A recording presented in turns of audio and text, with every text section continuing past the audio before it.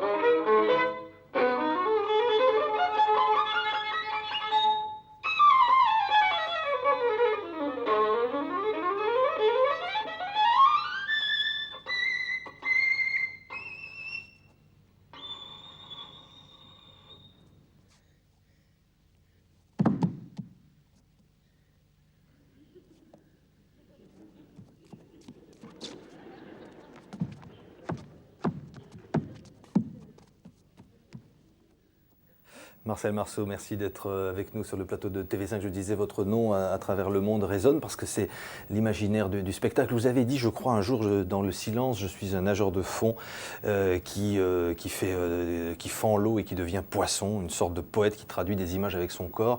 C'est toujours cette vérité de l'expression. Oui, mais c'est-à-dire que je pense que c'est une espèce de révolution que j'ai fait au théâtre, dans le sens qu'on ne savait pas, si on ne parle pas, on n'a rien à dire. Et on connaissait la danse, on connaissait le verbe, l'opéra, mais créer des images corporelles avec la pensée et la rendre visible au spectateur, je le fais depuis 50 ans, et à travers le monde entier, et aussi en France, avec des grands spectacles au Théâtre des Champs-Élysées, mais j'ai une école internationale de mimeaudrame. Ouais. Ça, c'est votre manière à vous aussi de transmettre cet art. C'est de transmettre, mais je continue ma carrière en jouant. Ouais. Et c'est comme ça que l'école a pu se créer. Alors, elle a été créée en 1978, quand Chirac était maire de la ville de Paris, et cette école a 22 ans et forme des mimes à part entière, comme on devient danseur ou comme on devient comédien, avec toutes les disciplines corporelles. Et de là est sortie aussi la nouvelle compagnie Marcel Marceau que j'ai, et avec laquelle je traverse l'Amérique latine. Il y a plus de 50 ans, je crois que c'était en 1947, quand vous avez créé Bip, le personnage. Voilà. Vous ne vous doutiez pas du succès qu'encore aujourd'hui, vous êtes maintenant membre de l'Académie des Beaux-Arts, c'est une consécration. Pour un art qui n'était pas facile quand même. Mais c'était pas facile du tout, mais c'est devenu... Mais vous savez, en France, il faut toujours recommencer. Au théâtre, il faut recommencer sans arrêt. Nous vivons une époque pleine de communication, il n'y a plus de communication. Donc il faut toujours se battre et recommencer, et c'est ça qui compte. Mais nous avons des élèves très engagés, et nous allons célébrer des portes ouvertes, comme nous le faisons au mois de janvier, où les gens pourront venir voir le travail, comment s'effectue la formation des élèves. Totalement, 20 nations. Totalement internationale, voilà. Lorsque vous étiez dans la Résistance... C'est la ville de Paris qui subventionne notre école. Lorsque vous étiez dans la Résistance, vous avez pris ce nom de résistant, Marcel Marceau, que vous avez gardé en souvenir. Victor Hugo avait dit « Hoche sur l'Adige, Marceau sur le Rhin ». Et je suis né à Strasbourg, sur le Rhin. Alors donc, dans la Résistance, j'ai pris le nom de Marcel Marceau. Bon, mon vrai nom, c'est Marcel Mangel. Mais Marcel Marceau, eh bien, après, je me suis engagé dans la première armée. Il y a eu la campagne d'Allemagne. Et après, la guerre, en 1947, quand j'étais démobilisé vers la fin 1946, en 1947, j'ai créé le personnage de Bip et j'ai décidé de recréer un théâtre de mime parce qu'on avait une tradition au 19e siècle avec Pierrot qu'on a pu voir dans les Enfants du Paradis. Est-ce que cette combativité, aussi les drames que vous avez vécus pendant cette guerre de vos parents déportés... Oui, mais vous savez, pour raconter ma vie, il faudrait des heures. 2 heures. Mais est-ce qu'on a dit parfois que vous aviez peur des mots, que les mots étaient trompeurs et que vous préfériez le silence? Non. J'aime beaucoup la parole. La parole est très importante, mais le silence, ça n'existe pas. Le silence, c'est une musique silencieuse, mais avec le poids de l'âme. Alors c'est ça qui est important. Et c'est pour ça que l'art du mimeaudrame a un public, un grand public dans le monde entier. Et même en France, quand je joue, il ne faut pas non plus que je joue les martyrs. Ça marche très bien en France, même si en ce moment, c'est un peu calme parce que j'ai fait des tournées à travers le monde. Mais nous allons faire une importante rentrée cette année à Paris et l'année prochaine aussi. Marcel Marceau, on regarde encore un extrait de ces mimeaudrames. Vous allez nous dire après un peu qu'est-ce qu'on fait, comment on ressent et comment on travaille ça. Voilà.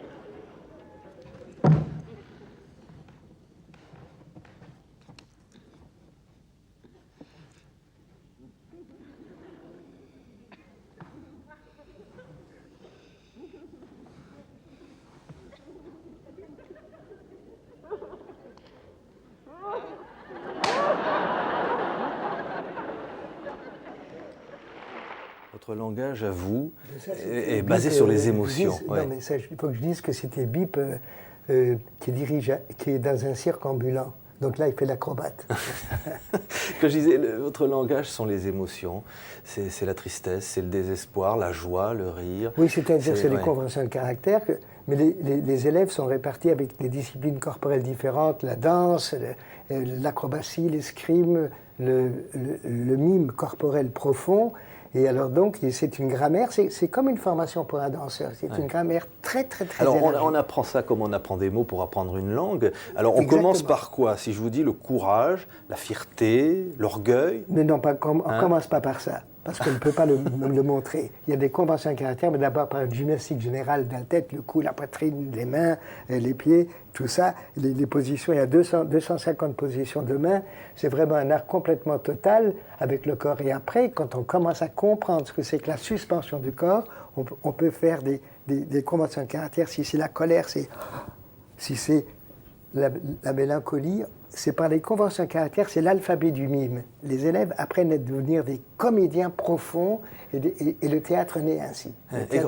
Quand on vous dit, parfois on se rappelle le cinéma muet, Chaplin, que vous avez le cinéma énormément muet était merveilleux, Chaplin était un grand inspirateur pour moi, mais il ne faut pas oublier que le cinéma, c'est le visible avec le visible. Et avec le génie de Chaplin, de Keaton, de ce qu'on appelle... Le Stan Laurel que vous avez connu. Stan Laurel et Hardy, toute l'époque du cinéma muet. Mais ce qu'il y a, c'est que le théâtre, c'est rendre visible l'invisible. Donc c'est ça le problème, de faire les parcours et voir les métros, les voitures, les balançoires, le monde entier, le monde cosmique. Vous vous inspirez aussi du monde réel. Par exemple, on va voir un extrait du tribunal. Ah oui, oui. Là, vous allez vous observer comme un journaliste qui fait des croquis. C'est les conventions de caractère. Ici, un extrait du procureur. Voilà, on regarde. Le discours du procureur.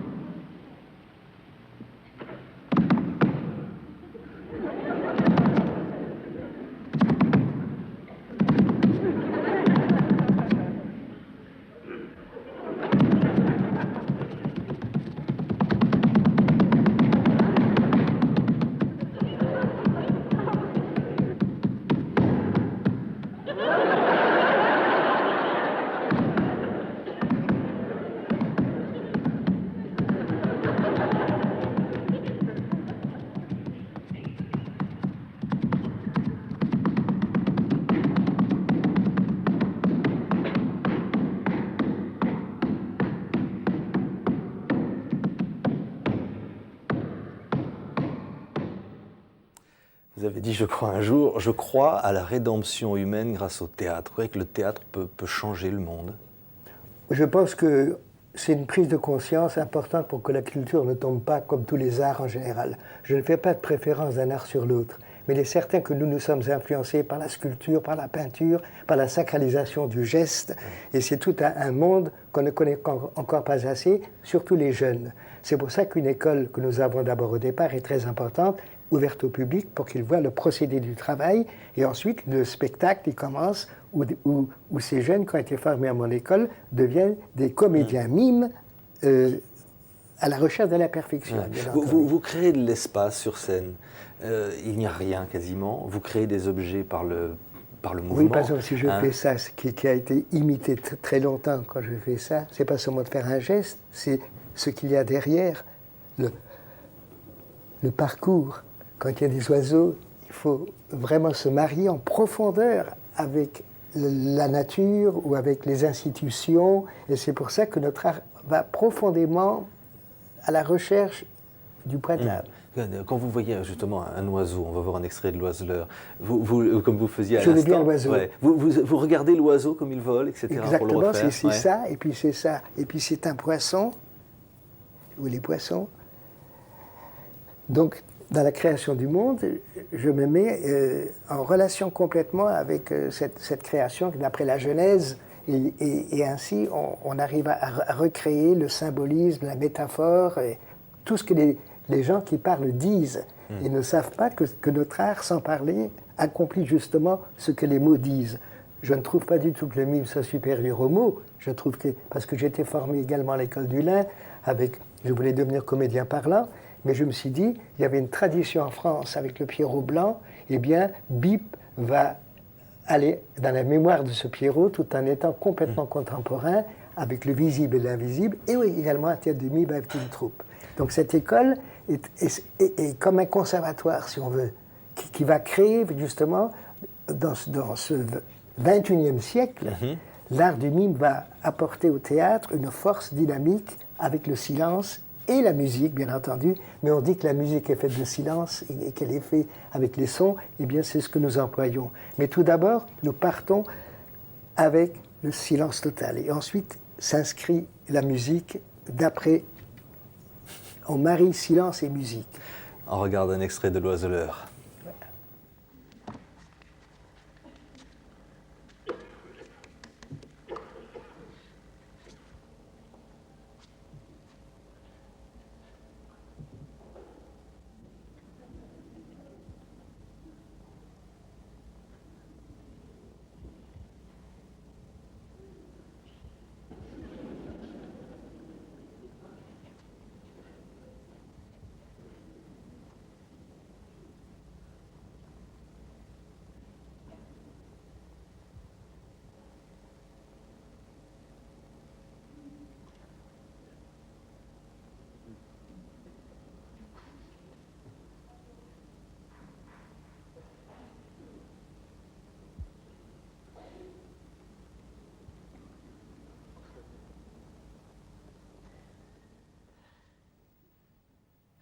Marcel Marceau, vous êtes aussi peintre.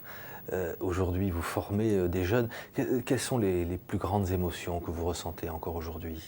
C'est-à-dire que l'émotion d'être toujours en contact avec le public et de créer cette poésie que j'ai voulu, où chacun brusquement se retrouve, parce que je pense que chaque être humain renferme toute la condition humaine.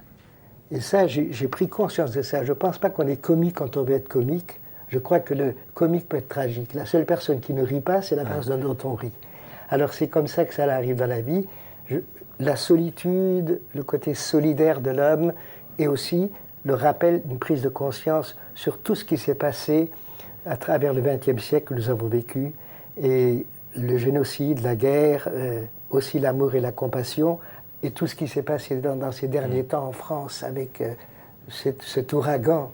Ouais. Avec tout ce qui se passe, nous ne pouvons pas contrôler la nature, c'est elle qui nous contrôle. Est-ce qu'il y a des moments sur scène où dans ce silence dont vous parliez, il y a des images qui vous viennent secrètement en Absolument. Toutes les images de ma vie, c'est pour ça que quand vous parlez du tribunal, des bureaucrates, le petit café, le jardin public, et l'image de notre enfance, mais aussi, Bip se souvient, qui est toute une image, un parcours énorme et terrible sur tout ce qui s'est passé au XXe siècle. Donc c'est l'ellipse aussi. Et un autre exemple, ce que le mime peut faire et ce que nous apprenons aux élèves, c'est le raccourci de l'image, la vie d'un homme de la naissance à la mort, en 5 minutes par exemple. C'est-à-dire de donner comme un poème ce côté essentiel du geste. Et ça ne peut s'exprimer qu'en le voyant, parce que la théorie est importante, mais c'est le combat sur la scène qui est le moment de vérité. Merci infiniment, Marcel Marceau, d'être venu. Et les portes ouvertes vont justement préparer le public à voir comment nous créons cette formation.